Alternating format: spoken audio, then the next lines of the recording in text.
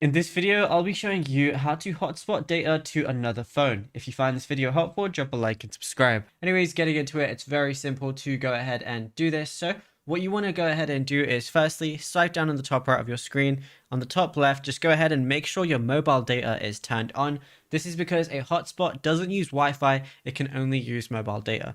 So once you go ahead and turn that on, go over to your settings application and you're going to see personal hotspot as one of your options in between mobile service and battery. So go ahead and click on it, and to enable it, all you want to go ahead and do is where it says allow others to join, go ahead and enable that. Now on anyone else's phone, they're going to see your iPhone pop up, whatever the name is of it, and then all they got to do is type in the Wi-Fi password that you give them, and that's literally it. You'll be good to go after that. It also says maximize compatibility, but it does say internet performance may be reduced for devices connected to your hotspot when that is turned on. So I wouldn't recommend turning that on unless you really have to.